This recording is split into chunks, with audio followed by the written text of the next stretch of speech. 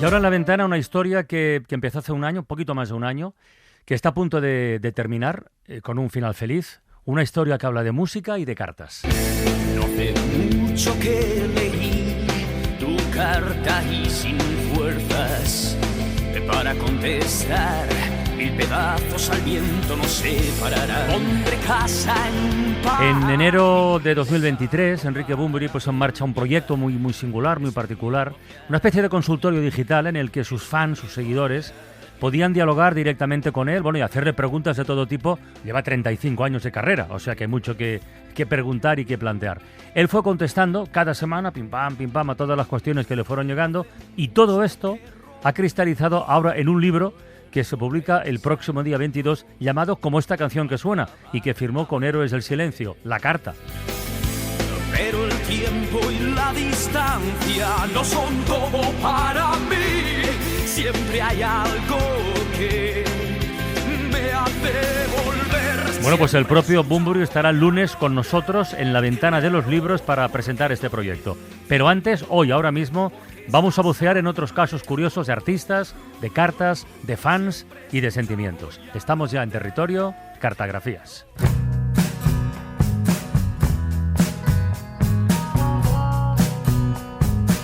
Cartagrafías.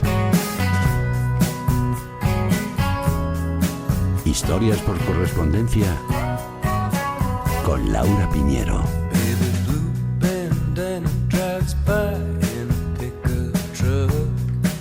Hola Laura, buenas tardes. ¿Qué Buenas tal? tardes, muy bien. Estoy pensando que lo de Bunbury, he dicho que es muy singular, pero no debe ser el único. Hay otros artistas que han establecido contacto directo, vínculo con sus fans por carta. Bueno, tú nos contaste una vez en esas piezas que haces para Todo por la Radio que la primera carta que recibió Bowie de una fan en Estados Unidos, ahí le preguntaba por su nombre real y lo que le había contestado el artista. Sí. Esto lo contaste no hace mucho, además. La verdad es que es un mundo esto de las cartas de fans y cómo gestionan los artistas, sobre todo a este nivel, la cantidad enorme de material que reciben, si contestan a algunas cartas, si las destruyen, las archivan. Creo que es muy interesante el ejercicio que ha planteado Bunbury y me ha recordado a dos casos concretos en particular.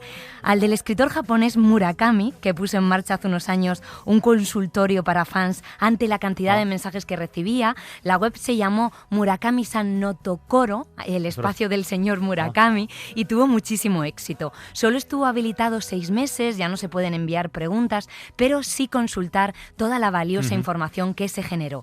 Y recordemos que el músico Nick Cave puso en marcha un blog llamado The Red Hand Files, donde sigue contestando a los mensajes de sus seguidores que han conseguido que hable de temas delicados para él, como fue la muerte de uno de sus hijos. Fíjate. Le llegan cientos de cartas cada semana, asegura que las lee todas, contesta a una pregunta por semana. Él mismo se ha sorprendido de la evolución de la iniciativa. Dice que supone, y cito textual, un extraño ejercicio de vulnerabilidad y transparencia comunitaria.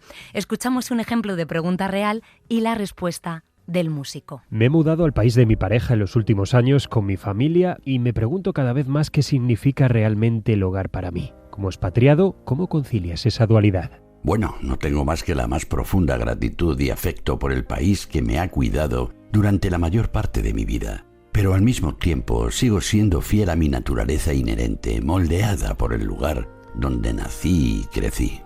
Llevo mi australianidad conmigo, no como una identidad autoritaria, sino como un verdadero y preciado orgullo. Y a veces, como hoy, cuando miro hacia el mar inglés tempestuoso y estruendoso y veo a la gente en el paseo marítimo luchando contra el viento helado, o cuando se me acerca un australiano en la calle y me pongo a hablar solo por el placer melancólico de escuchar sus acentos, o huelo un eucalipto, los tienen aquí, y recuerdo el glorioso arbusto australiano, me encuentro suspirando silenciosamente por Australia porque, bueno, en el fondo extraño ese maldito lugar. Es una sensación agridulce. Así que, Matthew y Annie, soy un australiano que vive en Inglaterra, pero sabiendo que también he sido moldeado por otro lugar, Gran Bretaña, y sobre todo estoy felizmente reconciliado con todo esto. Ride horses of wonder springing. Desde luego no parece una respuesta de compromiso, ni mucho menos. No, se toma su tiempo. A mí me asaltan dos dudas, o se me plantean dos preguntas. Si este proyecto tiene filtro y si es negocio. Pues no tiene moderador, no está monetizado y él es el único que tiene acceso a las preguntas. Es una apuesta personal. Buenísimo. Se supone que Bunbury también ha hecho lo mismo. Yo he hecho el ejercicio, por cierto, de mandar una pregunta de nuestra parte, de parte de La Ventana, a Nick Cave. Sí, le he preguntado qué carta le escribiría a su yo adolescente. A ver si contesta. Todo es posible, lo demuestra una historia relacionada con el músico Iggy Pop. Una joven de 21 años le mandó una carta en 1995 de 20 páginas hablando de sus problemas para pagar una vivienda. El mismo día que la desalojaban de su casa, esto fue casualidad, recibió un mensaje muy especial de ánimo de su estrella, de Iggy Pop. Gracias por tu preciosa y encantadora carta. Por supuesto, me encantaría verte con tu vestido negro y tus calcetines blancos, pero sobre todo quiero ver que respiras profundamente y hagas lo que sea necesario para sobrevivir, encontrar algo que amar. Eres una chica brillante, con gran corazón y quiero desearte un tardío feliz cumpleaños. Yo estaba muy triste y luchaba duro cuando cumplí 21. Me abuchearon en el escenario, me quedé en casa de otra persona y tenía miedo. Ha sido un largo camino desde entonces, pero la presión nunca termina en esta vida. Los agujeros estarán en cualquier momento de nuestras vidas. Así que espera, crece grande y fuerte, agarra tus éxitos y sigue adelante.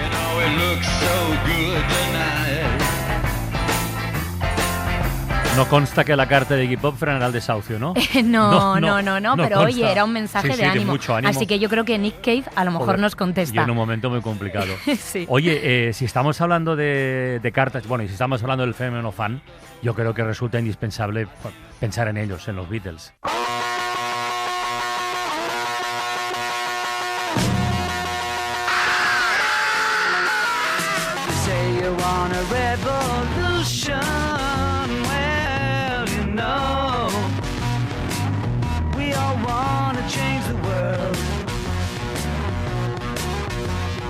Tell me that it's evolution.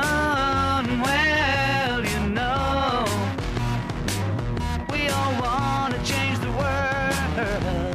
Yo supongo que no hay ningún otro fenómeno fan que pueda haber superado lo que supusieron los Beatles, sobre todo desde el comienzo. ¿Existe el dato? ¿Se sabe cuántas cartas recibían? Pues mira, según contaron ellos mismos, llegaban a recibir unas 12.000 cartas de fans cada día. ¿Al día? Sí, es una locura. Ringo Starr tenía fama de contestar a todas las que podía, no sé cómo se apañaba, hasta que literalmente se cansó. En 2008 publicó un comunicado pidiendo lo siguiente. Quiero pedirles, por favor, que no me envíen más cartas a ninguna dirección. Nada se firmará después del 20 de octubre. Si esa es la fecha que figura en el sobre, será tirado. Estoy advirtiendo con paz y amor que tengo mucho que hacer. Así que no más correspondencia. Gracias, gracias. Y no envíen ningún objeto más para ser firmado. Nada. Paz y amor. But if you want money for people with minds that hate, all I can tell you is, brother, you have to wait.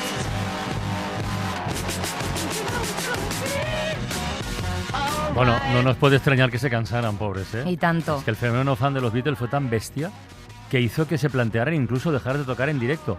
Sí, porque sí. Los conciertos eran unos espectáculos de histeria colectiva, ¿no? Donde casi no se atendía ni a lo que tocaban. Tremendo. Ellos lo contaban en entrevistas, sentían que el público no atendía al concierto. Lo contaron ellos y también en una carta la propia madre de George Harrison, Janet Gray, que curiosamente se dedicaba, Carlas, en su tiempo libre a contestar a muchas de las cartas que recibía su hijo de todo el mundo. Y tuvo una relación epistolar muy especial con una de ellas. Estuvieron una década compartiendo cartas, hablando de todo tipo de temas. Cuando la madre falleció, se subastaron 15 de esas cartas y en una de ellas se sinceraba precisamente la madre sobre esto de los conciertos. El miércoles pasado fui a Manchester y me disgustó mucho la forma en que los supuestos fans gritaban durante todo el concierto de los Beatles. Nadie sensato pagaría y haría cola para obtener una entrada solo para pararse en un asiento, gritar y no escuchar ni un sonido desde el escenario. Estaba realmente avergonzada. Espero que los muchachos tengan una exitosa gira por Estados Unidos a pesar de todos los rumores que hemos escuchado. Postdata, tengo alrededor de 90 cartas sin abrir todavía y cientos abiertas esperando respuestas. Lo que no haga una madre, ¿verdad? Total, la verdad. Estos rumores, por cierto, a los que se refiere la madre de Harrison en esta carta, tienen que ver con la polémica que se generó en la gira de los Beatles por Estados Unidos en 1966, porque Lennon dijo en una entrevista que eran más populares que Jesús. No sé si lo recuerdas. Sí, perfectamente. Algunas radios dejaron de emitir sus canciones, grupos religiosos plantearon boicotear sus conciertos, prometieron venganza. Se lió una tremenda. Lennon terminó matizando sus palabras y, en fin, al final todo fue un éxito como todo lo que hicieron los Beatles. Bueno, el Vaticano tardó años en perdonarle, ¿eh? Tardó mucho tiempo en perdonarle, si eso requiere un perdón, pero en fin, no fue hasta 2008 y dijo, bueno, va, pelillos a la mar. Sí, y seguro que las cartas de apoyo para que tocaran superaron a las críticas. Esto me recuerda, Carlas, también a una historia de una carta que está en los archivos de Estados Unidos de un par de años antes, de 1964, de una joven de 15 años que mandó una carta al Departamento de Trabajo preocupada por los rumores en la prensa que decían que por reglas impuestas para los artistas extranjeros, los Beatles no actuarían en Estados Unidos. No eran ciertos, pero dieron lugar a un montón de cartas de adolescentes preocupados. Solo puedo esperar y rezar para que lean esta carta. Yo y otras 3 niñas estábamos tan preocupadas que no pudimos ir a la escuela hoy, debido a un artículo en el periódico que decía que los Beatles no podrán regresar a Estados Unidos hasta que el gobierno lo apruebe. Todos deben saber que los adolescentes de Estados Unidos los quieren de vuelta, pero tienen que regresar pronto, por favor. Por favor, si pueden, respondan si volverán o no y cuándo. Muy atentamente, Janelle. Postdata. Esto no es ninguna broma. Sé que esta carta no está bien formulada, pero me siento fatal. Tengo 15 años y me siento como de 80.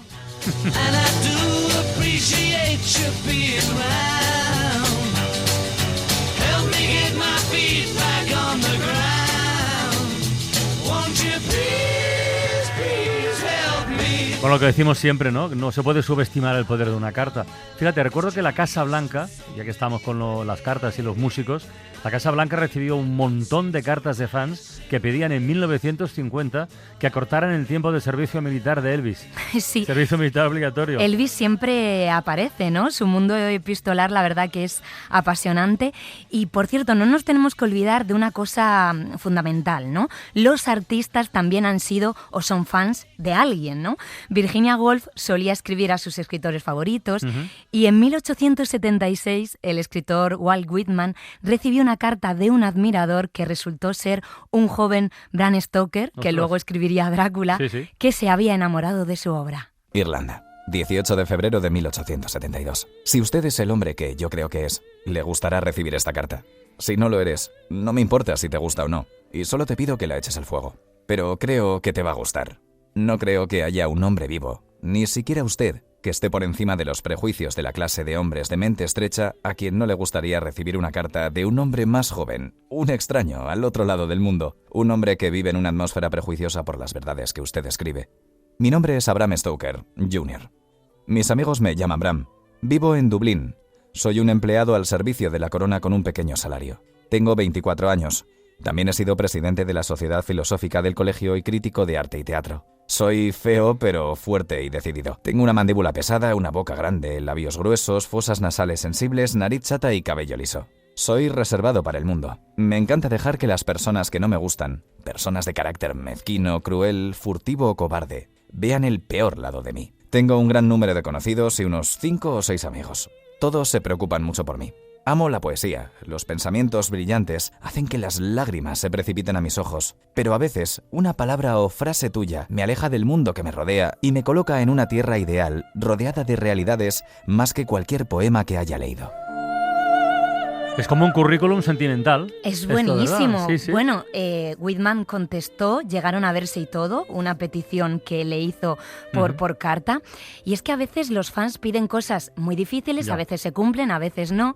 Y Ray Bradbury, autor de la novela distópica Fahrenheit 451, era famoso, esto es muy curioso, por disponer de modelos de cartas con respuestas predeterminadas como la siguiente para contestar a sus seguidores. Dice usted que ha disfrutado de mis narraciones durante años. ¿Por qué ha esperado a que le disgustara un relato en concreto para escribirme? No intente llamarnos a casa, trabajamos hasta tarde todos los días del año. Por favor, no me escriba de nuevo.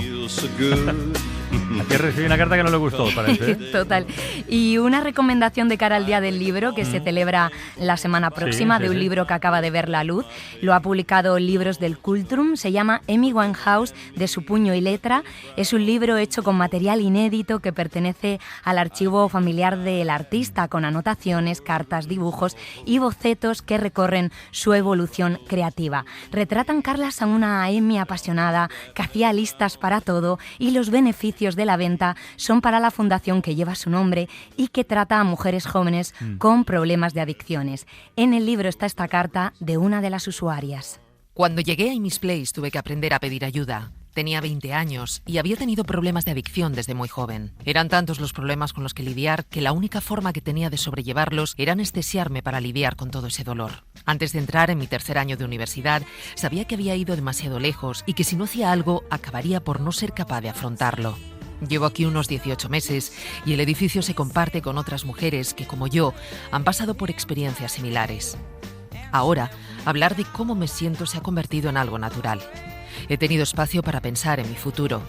También me he formado para ser mentora del programa de resiliencia de Amy Winehouse. Esto significa que voy a las escuelas y hablo con los adolescentes sobre la adicción a las drogas y el alcohol, y también sobre cuestiones de salud mental. Me parece que es algo que a mí nadie me contó jamás. Me encanta hacerlo. Y es curioso, no conocí a Amy, pero siempre parece mostrarse justo en el momento adecuado. Antes o después lloraré y de repente veré una foto suya en algún sitio o escucharé su música. Siempre lo veo como una señal para seguir adelante en mi viaje de recuperación.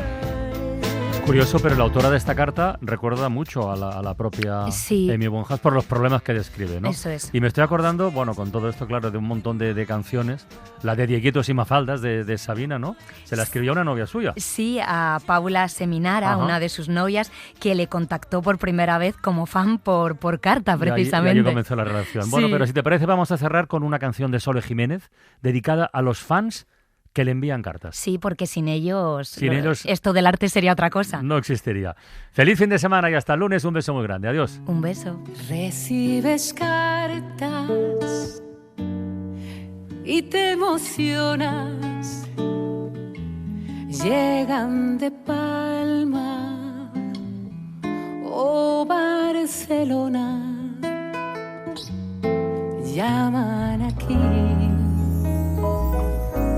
para oír mi voz, saber